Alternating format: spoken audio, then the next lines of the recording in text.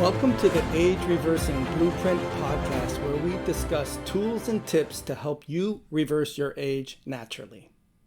One of the things that's different from our service from a lot of other people's is that if you are not interested at all in genetics and you only want information about what your risk is and what you can do about it, our reports are tailored for that. You can go, okay, what's my risk of having an issue with this genetically? And what are the recommendations that are more likely to help in order of how much they'll help me based on my genetics?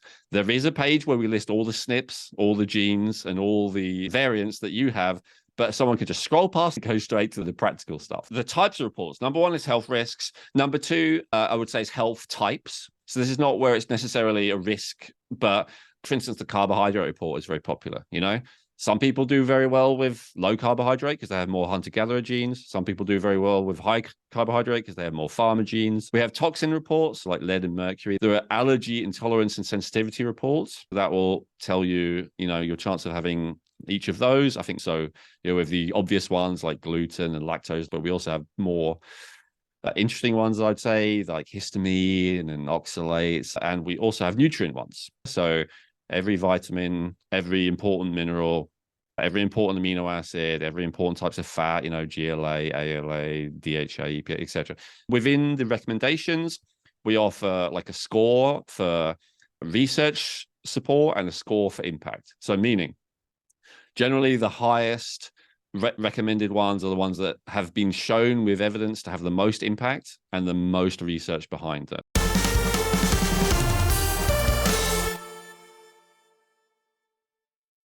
All right, welcome back to another edition, guys, and I'm really excited to interview Elwin Robinson. He is the founder of Genetic Insights and founder of Feel Younger, and his goal is to empower committed and self-responsible people with the science-based tools they need to feel younger and improve their health. Elwin first became interested in health and anti-aging because his own experiences and the many health challenges throughout his own life, including chronic fatigue, chronic pain, malnutrition, hypothyroidism, IBS, and reoccurring infections such as SIBO, Candida, and sinusitis, which made him feel way older than he actually was. And when conventional medicine practitioners were unable to help him set all of this out in desperation, he had to look within and figure it out on his own. So that's what we're going to be talking to him about today, is his health journey, how he improved his own health and eventually resolved his own issues, in a lifelong interest in health, energy, and wellness, and the companies that he's founded to help other people with the same problems. Elwin, thank you so much for being here today. Thank you so much for having me, Joel. It's a pleasure. Yeah. So, I'm really excited to compare your journey and my journey as it relates to what you do now with the Genetic Insights and how to feel younger. Perhaps maybe you can just give us the Cliff Notes version of, at the worst, what it was like for you when you were suffering with your own health challenges. Yeah, sure. So, most recently, and that's really what led to the founding of those two companies that you mentioned. So I'll start at that point. I'd been doing well for a long time after having health issues earlier, and I thought I'd been doing great. So long as I avoided certain foods, I was on top of the world, plenty of energy. And I'd gone from, kind of doing minimum wage jobs in my 20s to be able to start several businesses and travel the world and all of that kind of cool stuff, right? I was enjoying life.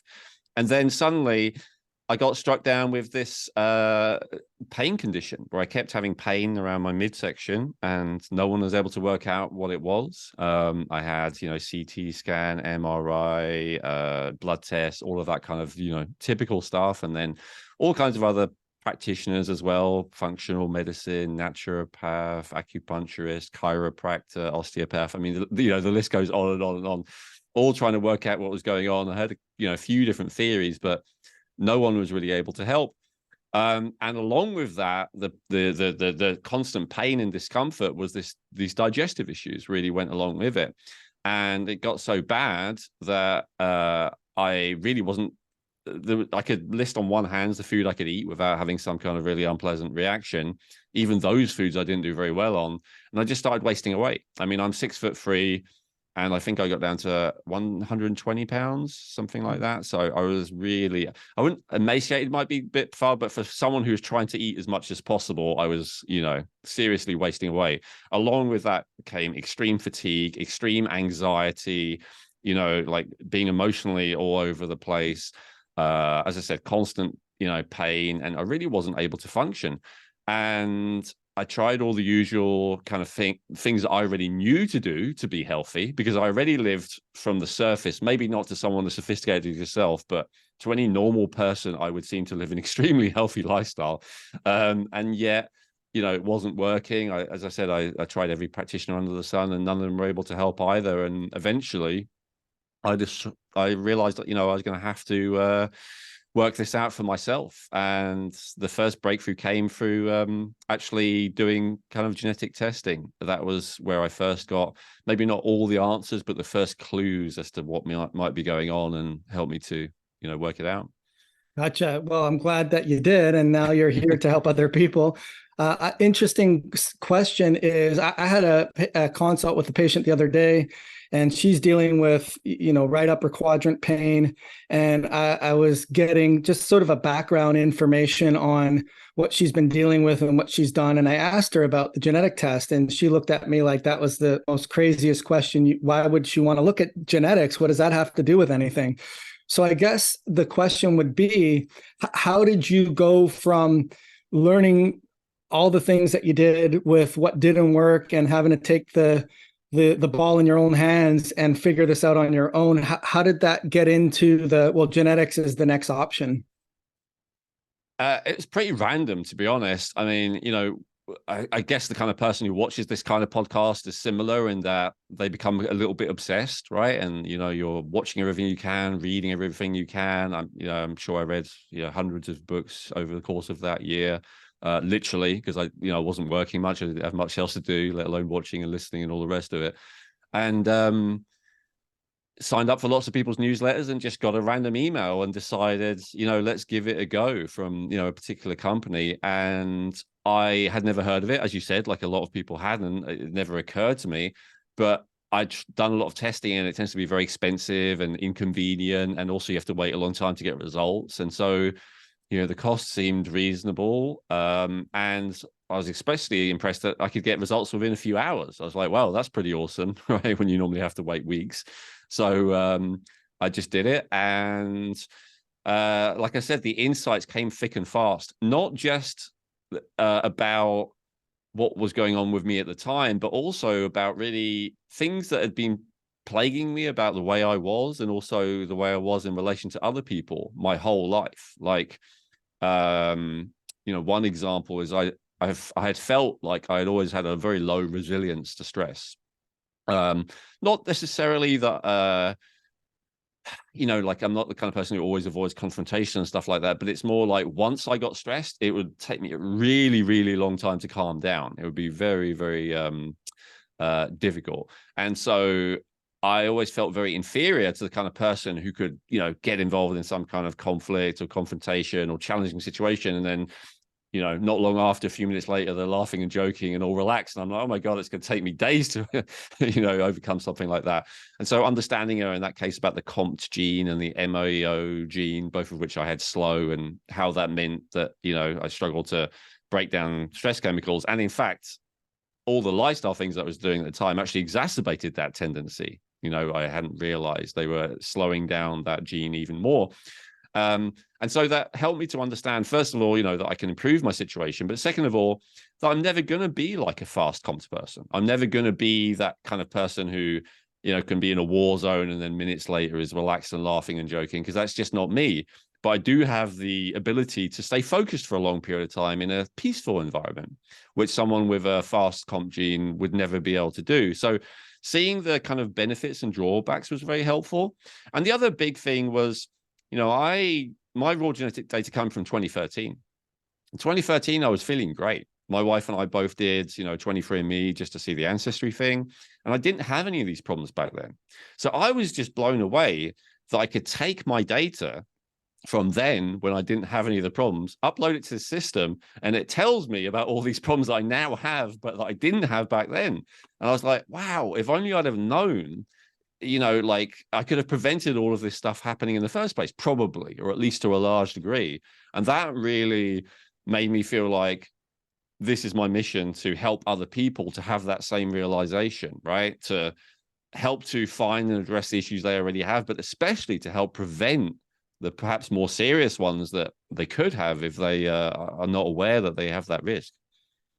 Yeah, that's very interesting. I find that a lot. I wish I always said if I had the investment dollars after you see a 23andMe commercial to find out about your ancestry and your heritage, to have a commercial that comes on immediately afterwards and saying, once you find that out, you want to know about your potentials for autoimmune diseases, mood disorders, immunological issues, cardiovascular issues, behavioral issues, then you may want to use the raw data that no one ever tells you about, that you can upload into a software and learn about that. So a lot of people that do the ancestry don't realize they're sitting on this gold mine of information that they didn't have a clue that was there. And I was going to ask you about that, because you said you could upload it when you first found it, and within a couple of hours or even shorter. That my thought process is, oh, you must have already had your raw data. So for people that Yes. are listening to this, you just can't upload a file if you don't have the raw data. So you have to have the actual raw data first. But with that being said, how did that? I mean, ultimately, your main concern, Elwin, was your GI health, right? So, at what point did the insight through the genetics give you feedback about what contributing factors the genes may have played with the GI health? Yeah, well, there was definitely a few different things that came about. One of them was, toxicity. So I definitely had SIBO and other, dysbiosis. But a lot, as a lot of people who specialize in that will tell you, you treat that and it comes right back again unless you've dealt with the underlying causes, right? So I was really looking for the underlying causes. And one of them was I have a genetic tendency to break down or detoxify, process mercury and lead specifically very much more slowly than the average person. And mold as well, mycotoxins was another one. And I tested for those, and mycotoxins were there, but they were not ridiculously high. Mercury was okay, but the level of lead in my blood was sky high. When I first tested it, it was 27 micrograms per deciliter, which you probably know is way higher than it should be. The reference range, like the 95th percentile, is free. So, and this is the thing. And I went back to the normal medical doctor afterwards about this, and I said, "Could this be the cause of all my symptoms?" And he just shrugged and he goes, "No, could be." And I go, "Okay, so what are you going to do about it?" And he said, "Well, we'll retest in a year, see if it's like nothing at all."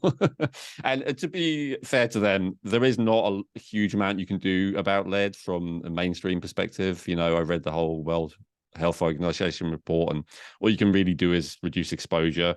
But I hadn't had exposure for a long time. I tested my wife as well, and hers was less than 1.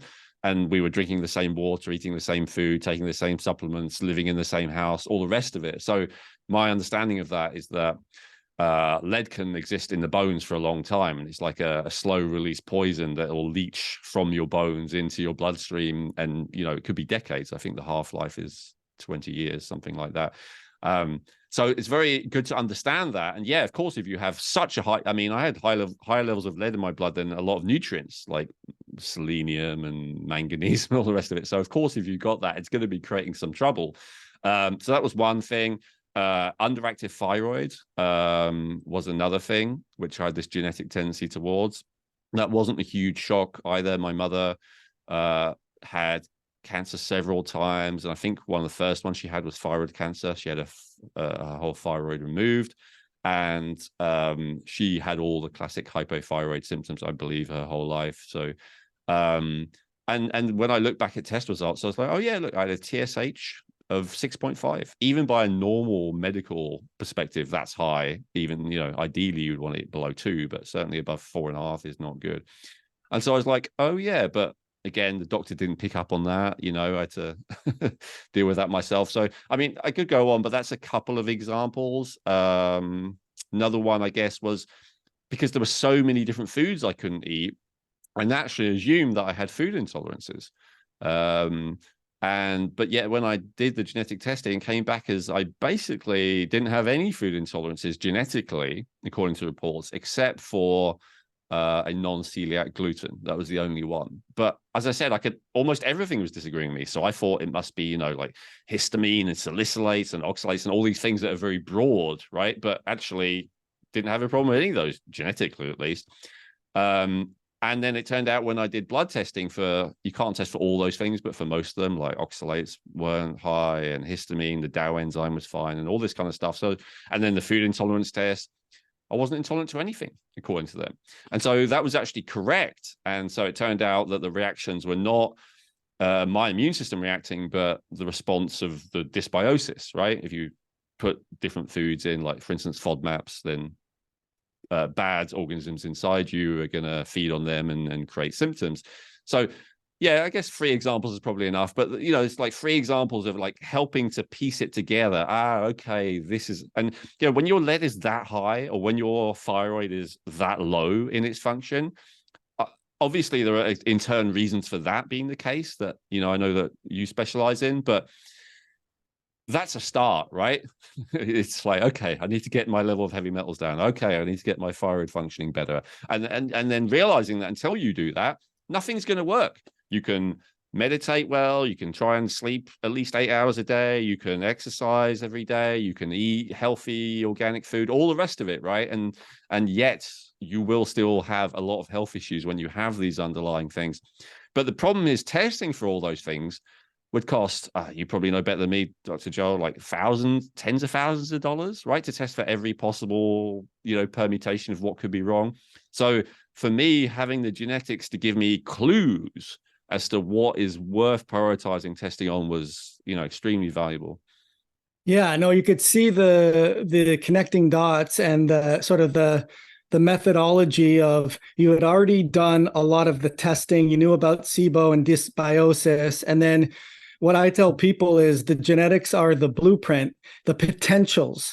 And if you don't have the real-time quantifiable, is it expressing, or do you have this, then it's hard to reverse engineer and look at the genetics. So it's interesting that you had the objective markers first, and then you went and looked at the genetics to connect the dots to see, well, I don't have a problem with this or that, so that can't be the reason for this. But I do have a problem with lead. And if I'm not detoxing and I'm not able to get things out, that can cause a backup and like a plugged toilet, cause things to overflow. Just as a side note, I know lead is actually multi-generational. So if mom was sick and even grandma was sick, they pass that down through in utero, believe it or not. So we don't just inherit our parents' genes, we inherit our parents' environment too. So which is really interesting.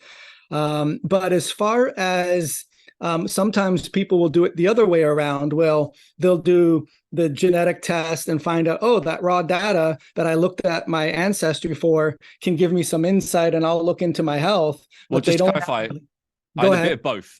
Just to clarify, I had a bit of both. Like the toxin testing I did after I saw that the genetic Right, tendency, for right, instance. Yeah. right, right. Well, it kind of told you where to go, right? Yeah, So exactly. Yeah. exactly. So I'm not saying you had it all, but you kind of went into it with, okay, I've done a lot of stuff already. Let's look at the genetics and see what value they can have.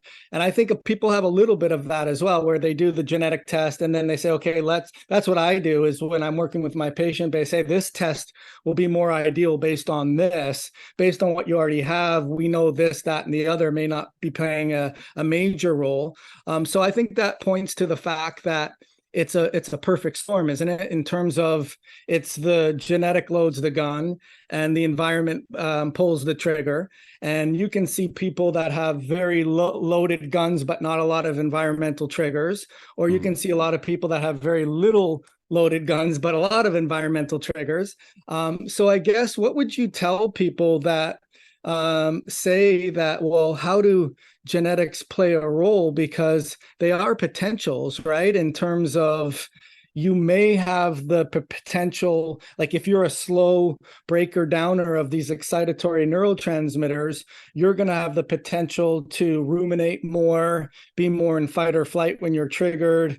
You may, but it's not a foregone conclusion, right? We don't put all our eggs in that basket. I guess the Yep. question would be, do you get a lot of people that are skeptical or don't understand the value of why a genetic test could be so helpful for them? Or are you Yeah. seeing that more people are like, okay, I'm full gung ho in this and I know the value of it?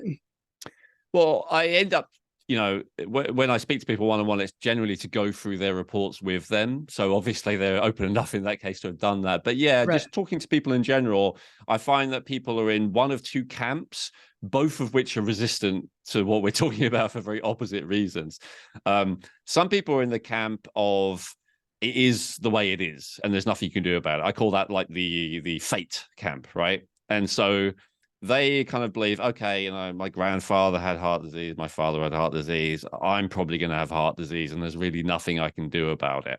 And so when you have that kind of perspective, I would say the thing that's difficult to convince them of is that there's something you can do about it, right? And that's really half of, well, at least half, I guess, of what we do, right? Is to say, there's not just this risk, there's actually something you can do about it. The epigenetic portion of the conversation, right? The fact that lifestyle and environment and what you do does actually have a big impact on what is and is not expressed. The other side of it, though, and that's often the kind of person who probably is more likely, again, to watch a podcast like this in the first place or to be seeking solutions for their health in the first place, is people, and I used to be very firm in this camp, I'll be honest, Joel. I had to, be humbled, I think, by the experience that I had to learn this, is thinking, I'm the master of my own destiny. I create my own reality. I'm, the kind of personal development and self-actualization kind of school where you go, you know what? No, I'm not a victim. I'm not just going to settle for what life gives me. I'm going to create a life that I'm happy with. And of course, that messaging is generally great. It's very empowering. It helps people to break out of this rut or, the cycle of dysfunction or whatever we want to call it. But when you take it too far the other way, it's very easy to go, no, I don't want to hear about any of that. I don't want to hear that anything is, pre-wired and destined and all the rest of it. I mean, there is extremes of that. Like I remember, talking to people and saying, maybe this isn't a good idea. Like, I don't know, smoking's not a good idea. And like, don't put that negative belief on me, man. I have a strong belief. I have a strong frame that, tobacco is great. And I don't want to, your negativity is much worse for me than the tobacco. And it's like, there's some truth to that, right? There is some truth. There are studies that are done that when people have this positive attitude, then they have a hell of a lot better outcomes with the same behavior, and vice versa. There's the nocebo effect where someone can get ill from something just because they believe it's bad, even though it's not. So there's some truth to that perspective, but I feel like it often gets taken too far and people are like, I don't want to hear anything negative. I think that's probably the most common reason why people wouldn't use a service like this, who are kind of open people, is just because they don't want to hear anything negative. They're scared. And I see this more in men than women, ironically, is, they're like, it's often why even when they've got an issue, they don't want to go to the doctor because they're like, I don't want them to tell me I've got cancer or something, so it's kind of like a magical thinking belief that so long as no one's told me I've got it, I haven't got it.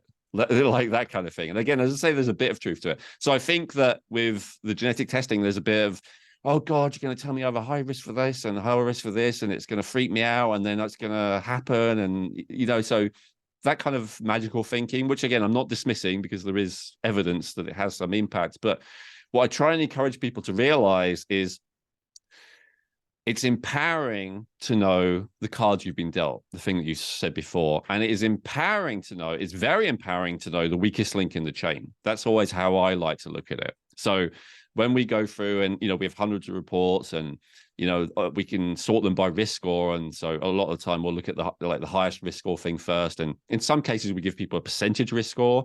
And when we can, and when there's a percentage risk score, sometimes people are like, I'll give myself as an example. So I'm in the, I think, top 1 percentile of most likely to have sinus issues. sinus irritation, infection, inflammation, whatever. Does that mean that I'm guaranteed to have sinus issues? No. But what that does mean is that if I'm not functioning pretty close to optimally, that's one of the first areas that it's going to show up in, right? So that's all it is. And everyone has something there. And what I tell people is, those people who seem to never get sick and never have any health problems, if you talk to them for 5 minutes and show interest, what I often observe is they have mental health issues, right? So no, they never get sick, but they're depressed or they're full of anxiety, or they have obsessive compulsive issues or whatever it is. So everyone has something, right? No one has been dealt a perfect genetic hand, and there's no point pretending. So why not find out? And everyone has weakest links. So why not find out what your weakest links are, so you can be prepared, you can do the things which are recommended, personalized to your genetics, that are likely, not guaranteed, but most likely to be the most helpful. And then you're in a much stronger position. So the idea of ignorance is bliss is not accurate. Knowledge is power. I hope you're getting tremendous value from our content and learning how to slow your rate of aging. I have a really exciting announcement. I've just completed the complete age reversing blueprint user guide, and complete with learning how to not just slow your rate of aging, learning nutritional bioenergetics, learning about circadian rhythm entrainment, the 6 key factors that you need to be aware of, learning how to make sure that the environment isn't accelerating your age-related biomarkers, and of course, mastering your sleep. This course is going to be retailing for $997, but as a gift for me to you for watching our content and subscribing to our channel, I'm going to be giving this away for free, just for a limited time only. Leave your name and email, and I'll be sure to send you the complete age-reversing blueprint user's guide right away. It's a great answer. I really like it. I preface every consult that I do with someone as, Mrs. Jones, there's no bad news. Right? The sky's not falling. This isn't insurmountable, because it is a very stressful situation, right? To be vulnerable to knowing what the hand you've been dealt is. And like you said, if they're listening to this podcast, or they are even having the conversation with you, they've opened up their vulnerable self to this information. But at the same time, there is no bad news, in the sense of knowledge is power. And this podcast is the age reversing blueprint. And the more you understand how your body works and what you can do from a precision point of view, instead of just throwing stuff against the wall, the more power and control you, empowered is the word you use, you will have with this. So I love that answer.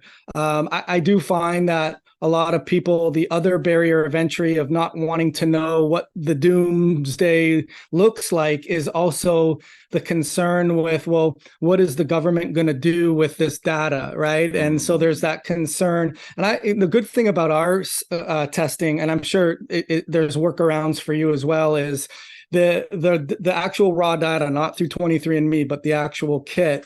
They only work with practitioners, and I get the skeptical, I don't want the big brother to know about this. So what I end up doing is I have them give me a fictitious name, but then I have the DNA kit sent to my office, and then I send it to them. So there's no way for them to know that. But is that something, I guess I'm not familiar 100%. You sell the actual raw data kit as well, or you only upload the raw data to your site?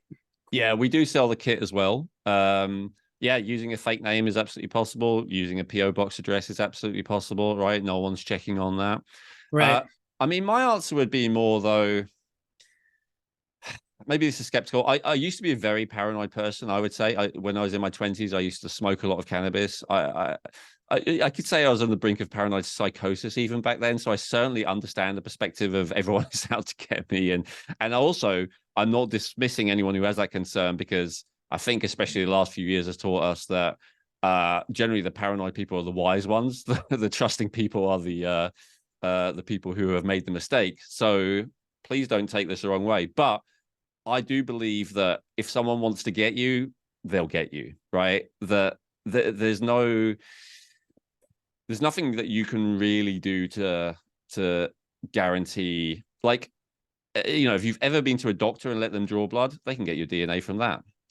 Like I don't feel I don't feel that it's a real risk compared to the benefit that can be gained. And I think that's the main thing.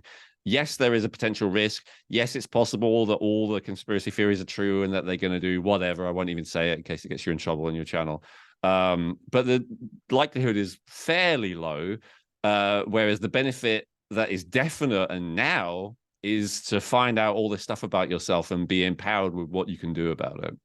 Yeah, especially because you and I talked before we got on the call, is that we both kind of did a pivot in terms of seeing the moving away from their problem and the bleeding neck problem to more moving towards the solution, right? And but with the people that we work with, I'm sure a great percentage, especially for me, because I tell you how in depth we get, are unfortunately, and I mean this in a loving way, the train wrecks of the world, right? They've done so many different things. They have that perfect storm of the loaded guns and the environmental triggers. They've been to 15 different doctors. They're not getting answers.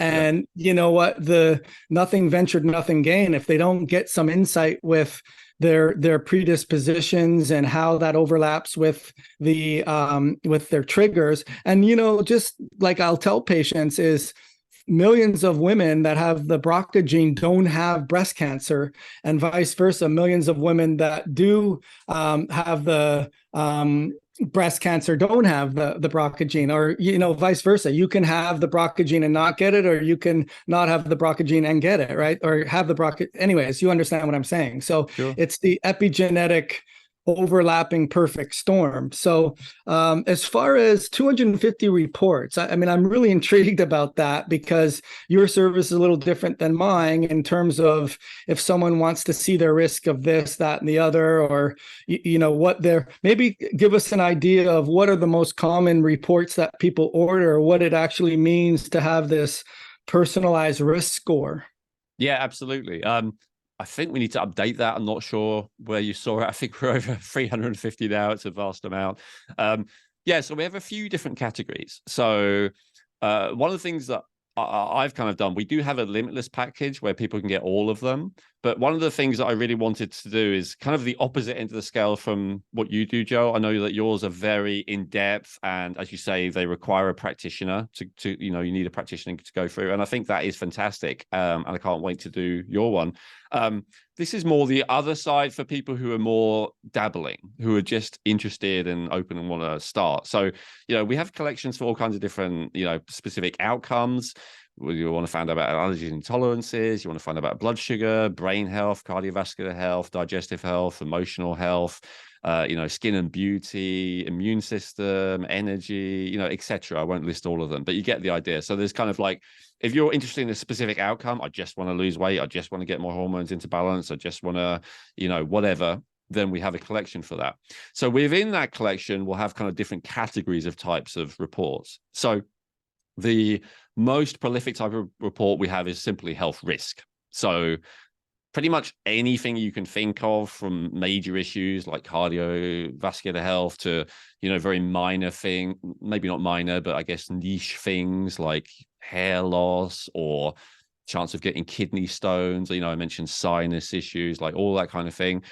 Stretch marks, graying hair. I'm just looking at the beauty report right now. We have a report on that.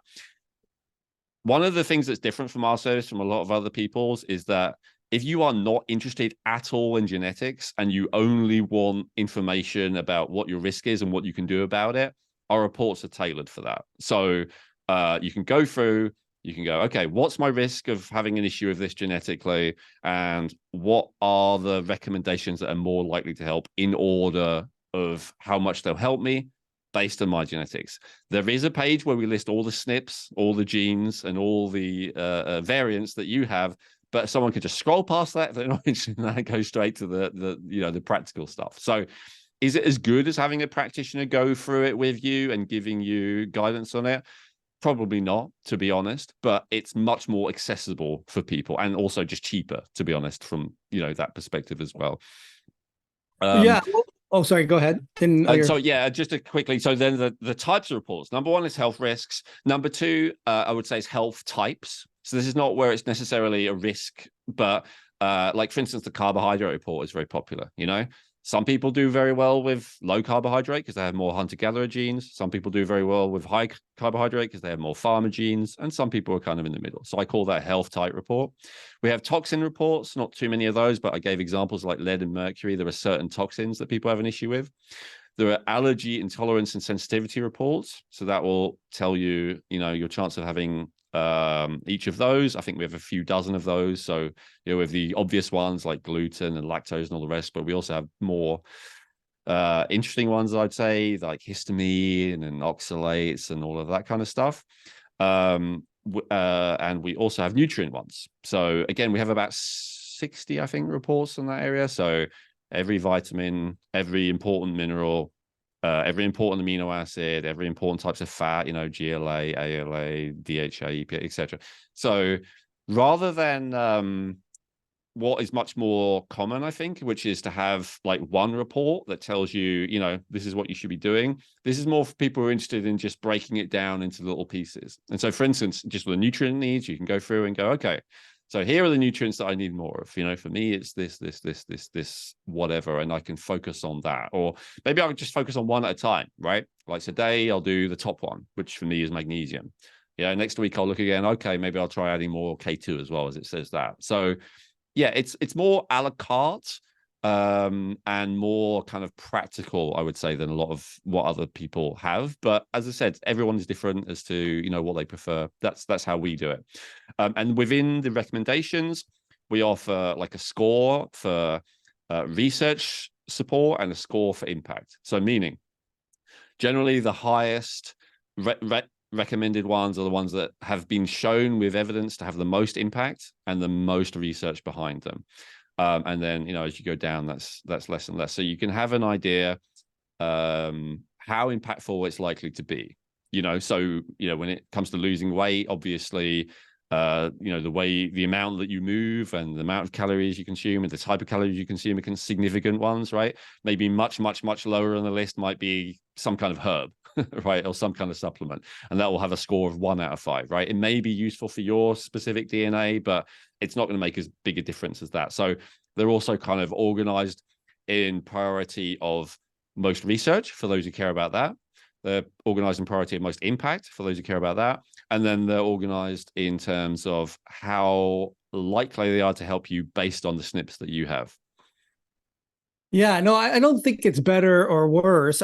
You know, I think that there's magic in simplicity, and there's a lot of times when there's no way for me to make a complex subject easy, right? And I know when I'm talking to someone over the course of doing 8 to 10 hours a day interpretations, 5 to 6 days a week for the last 5 to 7 years, how deep an understanding I have, but this is brand new information for them. And I know when I've had that fire hose coming out of the nose and the ears and the eyeballs that it's too much already, right? And so it's really important to just give them the most impactful information. And I'm a big believer of tailoring down even the information I have in sort of the way that your reports are generated, if you will. And at the same time, I think if you are the type of, I don't see those patients anymore. Right. I don't see the easy ones like, okay, all you need to do is remove gluten and help clear out your excitatory neurotransmitters a little bit better and, you know, be aware of carbs versus fats. I have more of that perfect storm. They've done so many different things. They have people like me. well, just sort of to, you know, open the conversation I offered, and I think we'll just sort of give a prelude, is that I'd be excited to upload your raw data into our software and then do a podcast on your podcast to review that, and then maybe have the ability to upload my raw data into yours, and then, you know, see what some of the just the health risk reports look like from that side of you. As far as now that you do this, and where does longevity, if you will, and age slowing or age reversing, where does that fit into all of this? So I would say what's the word? They are parallel paths, but they're not exactly the same. So genetic insights is not exclusively focused on reducing premature aging. That's why I have kind of two brands, right? Reducing premature aging is my passion. Helping people to understand how their genetics impact their health and well-being is my other passion. So they're kind of side by side. Now, of course, some of the genetic reports will be helpful with that, for the same reason that that we just talked about, right? There are all kinds of factors that lead to premature aging, which I'm sure you've talked about at length, and I have too, and many of those will show up in the genetic reports in my system, as it will in yours. But yeah, it's not the exclusive focus of genetic insights. For me, it is a big focus, because I really feel, one of my brands, as you mentioned before, is called Feel Younger. I really believe that how you feel is the most important thing of all. And it's interesting because I come from a perspective of being someone who's very intellectual, being very in their heads, probably who used to dismiss the value of feelings a little bit too much. And I do believe that probably led to my health problems to some degree. I do feel like unacknowledged, repressed feelings over the course of long periods of time often do lead to health problems, either directly through patterns of chronic muscular tension and stuff like that, which I'm sure you've taught about, and also indirectly, for instance, if someone avoids movement, if someone avoids strenuous movement because it starts making feelings come up, then that's going to create problems for them. I do believe one of the reasons people don't exercise, not because they're lazy. I think the idea that I don't exercise, or I don't exercise enough because I'm lacking discipline, is absurd. To me, that's like saying I don't eat, I'm too lazy to eat. Who's too lazy to eat?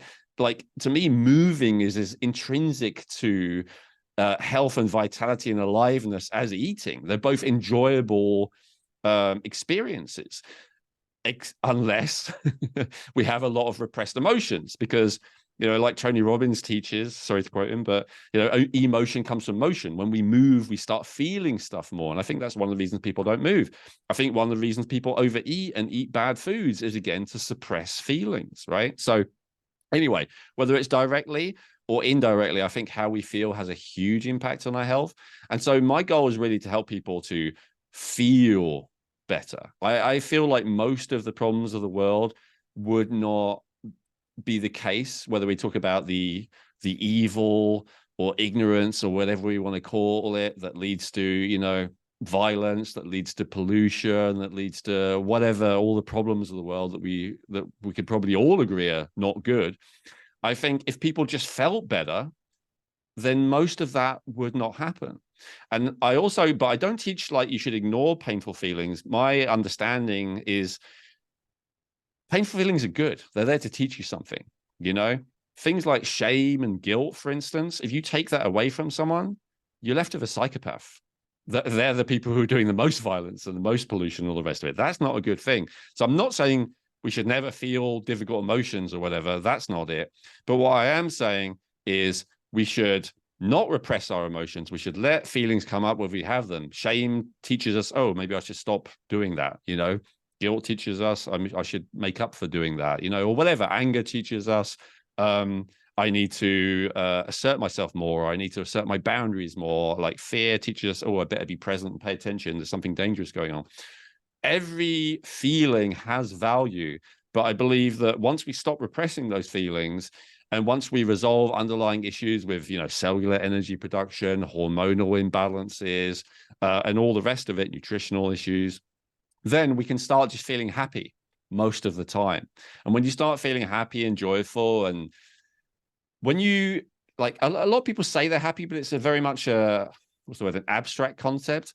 To me, happiness is when you're aware of your body and your body is like radiating positive feelings, like you're feeling joy, you're feeling stuff, those kind of feelings. You're feeling love, you're feeling peace or whatever. So when you're feeling that in your body, I believe, and when you're feeling just pleasure, like just tuning into your body, like your body shouldn't be a source of pain, as mine became. Your body should actually be a source of pleasure. You should be getting pleasurable signals from your body most of the time if you're in a state of genuine health, not a state of pain, like the majority of people are in over the age of 40, and not a stage of deadness and disassociation either, which is what a lot of people are in as well, which I was in for, a lot of my earlier life, I believe. But actually pleasure. And so if you can't tune into your body and feel these kind of pleasurable feelings, then I feel you still have work to do.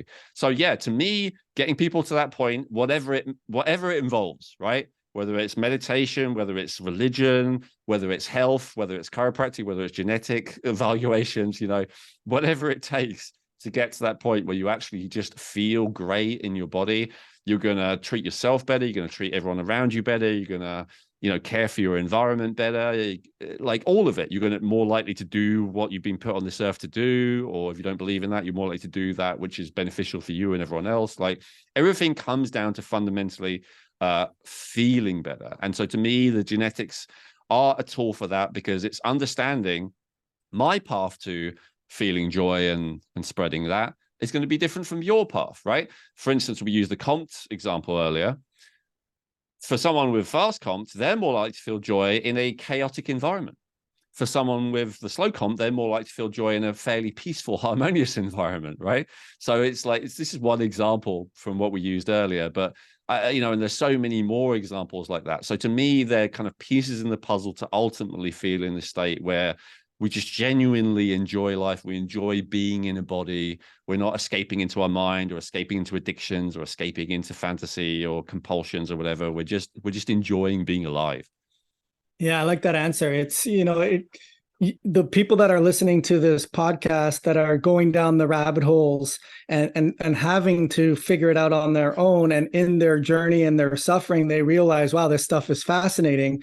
There is the slippery slope of getting caught in the weeds and not seeing the forest through the trees, right? And ultimately it comes down to their why. I remember having a patient who was just, she was stumbling through all her notes, and I had her look up and I said, if you had great health, what would you be doing differently? And she looked at me like that was the most absurd question, that like, that's not in here. I can't see that in my blood work.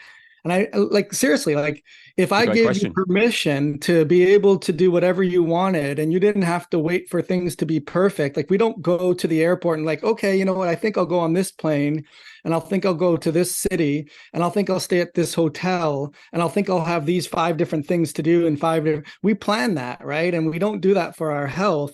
And we don't need to be perfectly ready to go on that trip to start doing the intel, right? We do it a lot earlier, but we don't do that with our health. And I think it comes down to, maybe with feeling younger, it's about why. Why do you want that information? What are you going to do with it? And what is it going to give you? What value is it going to give you? And I think that's a really good point. Just sort of imparting, Elwin, what for you was the most insightful? You had no clue about your own genes. I know you'll have more insight when I do a review for you. But what was the most insight? I'll share with you after what mine was, but what was the most insightful? Oh, I had no idea that this was a thing for me. So not something that explains something I knew, but like something that I'd never even thought of, you're saying? Yeah, like when you did these reports and you saw that you have this personalized risk score in this area that was completely out of left field, and it made a lot of sense in terms of connecting the dots as to why you were this way or that way. Well, on a practical level, probably the leads. I mean, on a more, if you're talking about like personality, psychological, from a sort of a genetic susceptibility, like these are some of your weak links in the chain.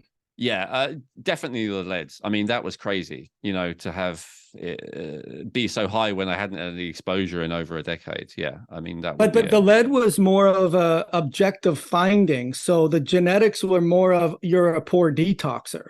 So it was being a poor detoxer that was the surprise to you. Yes, I didn't realize that was so strong genetically. Absolutely. Right. Just for clarity, because when you do a raw data test and your kit and you upload it and get the report, it won't tell you what your lead levels are, will it? It will only tell you that you have a potential. Yeah, that's what I meant. What I meant is that I was a poor detoxer of lead specifically, right? Because I didn't have that with the other 2 heavy metals, cadmium and can't remember the other one, but yeah. So it's right. specific heavy metals that I was poor at detoxifying. Gotcha. Okay. Yeah. So that makes sense. So just so people realize, when you do a raw data test, it tells you how your genes code for enzymes and how those enzymes help to support function. And it doesn't mean that it's 100% playing out, but if the wrong environmental triggers pull on those weak links, they're more sure to break and express. And when you do a lead test that sees it's off the charts, and then you reverse engineer and look at your DNA and say, oh my gosh, I'm weak in this ability to detox lead, then the two are equaling up, and that's giving you a direct expression of that gene and a direct game plan to address that. So what did you do to detox the lead? Yeah, and sorry, just to say, a more relatable one is mold, right? You have two people in a house. One of them is deathly sick. One of them's totally fine. And then you see that one has the gene to break down those mycotoxins and one of them doesn't. Because, you look up at mycotoxins and it's kind of the trend at the moment, right? In the functional medicine world, everyone's got mycotoxin toxicity. And I mean, they are horrifically toxic. It is true. And yet, nonetheless, you have a lot of people who are breathing in all day who are totally fine. So it just shows the massive impact that genes have, as you just said. You either have that enzyme that's quick at breaking that down, or you don't. It's as simple as that. Yeah. Yeah. Sorry, what was your? Oh, no, that was answering it. So mine was, I had no idea, but I was always like a nervous Nelly kid, an anxious kid.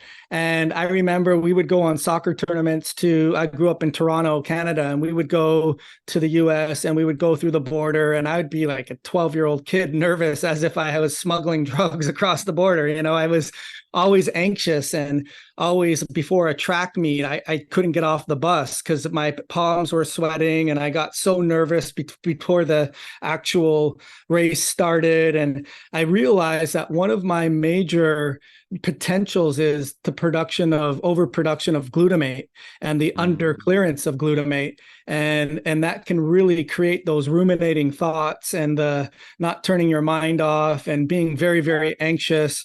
And what was very empowering is inflammation itself will slow down that GAD enzyme, which I was very weak on. So I couldn't clear glutamate into GABA. But even worse is the DAO gene inside the brain, not to be confused with the ABP1 or the DAO enzyme in the GI tract that produces glutamate in the brain, is overproducing. So on the one hand, I was overproducing glutamate. On the other hand, I was underclearing it. And unfortunately, when the environment has these MSG, very rapidly rising glutamate preservatives and artificial foods and addictive things, like these companies, especially in the US, know that, okay, we can make it cheaply, we can make it taste good, and we can make it addictive. You're getting massive rising of glutamate on top of your potentials, and it creates that perfect storm. So having the genetic insight to know, okay, I got to go out of my way to avoid this, but I also have to reduce inflammation, and then magnesium and B6 and other things that can help speed up that enzyme is what will help me deal with that. And knowing it is powerful. So, Yes. Elwin, thank you so much for your time. Anything that I didn't mention or you wanted to sort of give some insight to our listeners too? Yeah, I now understand what you mean with the question. If you don't mind, I'll just give a different answer. And it was actually that COMT gene. And so what I realized, as you're probably aware, is that plant compounds, specifically flavonoids, will actually slow down COMT more, right? Whereas methyl groups will speed it up. So I realized my diet for a very long time had been extremely high in flavonoids, because I was eating like a very large amounts of plant foods, and extremely low in methyl groups. Pretty much no creatine, no choline, low B12 and all the rest of it. So I completely switched my diet and supplementation away from flavonoids and towards methyl groups. And as a result of that, like that COMT gene got a lot better. That intense anxiety that I felt at that time a few years ago, massively went down. And I would say now, not only am I better than I was, during that horrible phase, obviously, but I've actually better than I've been my whole life. And that was only as a result of that insight. And I was raised as a vegetarian, so I never had like choline and stuff like that like my whole life. So yeah, that was probably the biggest one from that perspective. That's probably a better example than the leg one, because there's not a lot you can do about it. Yeah, that's that right. That's a good example for sure. So you were kind enough to extend to the listener a 25% off discount, and you told me that the discount code would be Dr. Joel 25. So what I'll do is I'll put the link in our show notes so that people can, if they have raw data, they can upload it and pick what report they want, or if they don't have the raw data and they want to get the reports, they can do that.